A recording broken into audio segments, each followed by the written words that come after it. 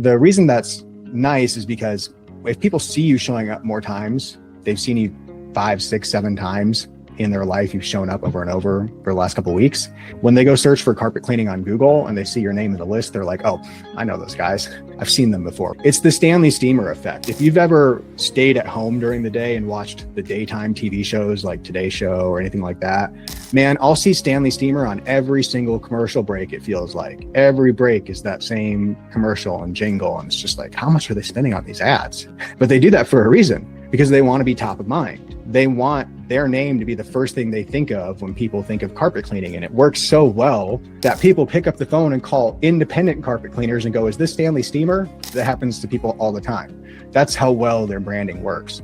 You can engineer the same thing in your market using YouTube ads. You could use it with radio ads. You could run Spotify ads. There's other types of advertising out there now, but you can engineer this kind of thing. That there's less of a ceiling on. You can spend more money on that type of advertising. So we can shift budget over to that type of stuff. But at the end of the day, what we want to bring you are people who are ready to get their carpets or upholstery clean right now, not people who are thinking about it sometime in the future. We want to get people who are ready to buy.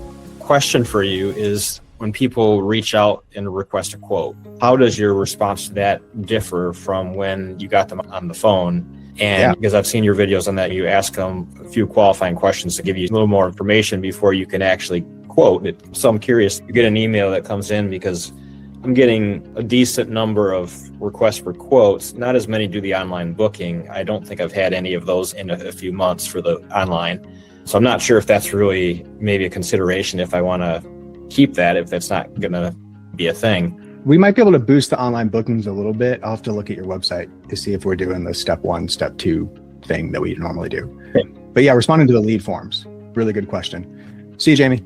Good having you here, man. So there's actually a resource I can point you to, but I'll explain the answer too. In the client portal, I think it's portal.bookcleaningjobs.com or something. There's a link on our website in the footer.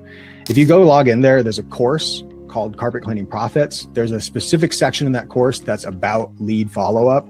And I lay out our exact phone, email strategy with scripts on how to do the follow-up to those types of leads. So I talk about how to handle inbound calls and how to handle inbound email leads. So when we're talking about an inbound email lead, when someone goes to your website, they fill out the form on your site to request a quote, they give you their name, email, phone number, and they tell you what they need cleaned.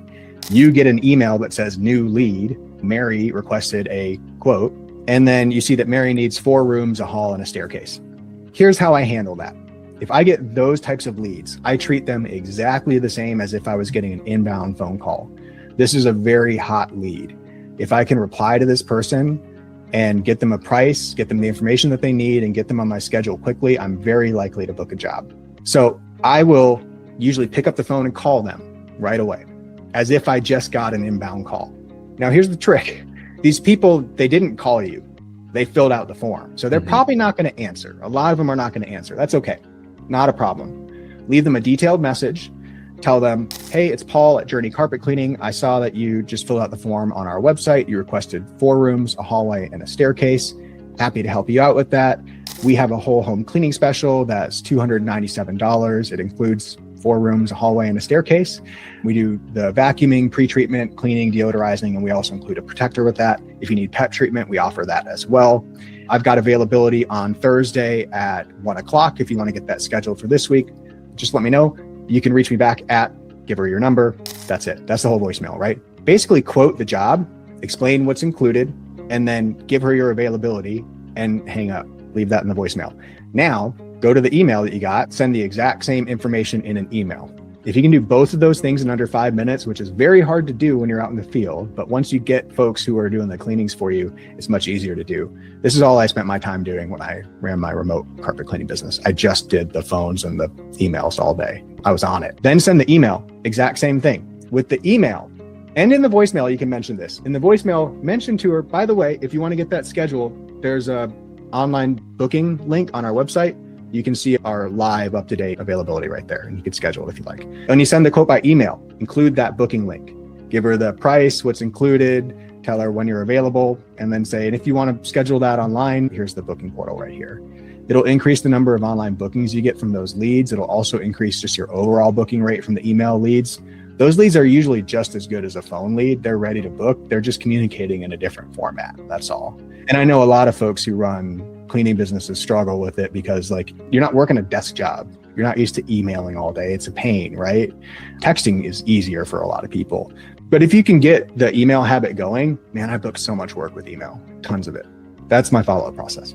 Cool. I'll check that out. That seems like a great resource. Awesome.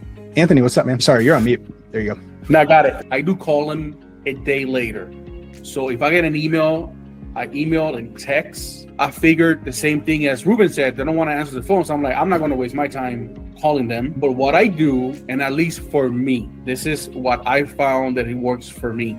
I email them and I text them the exact same thing. I copy and paste and text it. Within the text, I created a 59-second of my service. What I do, how I clean it, and that's it.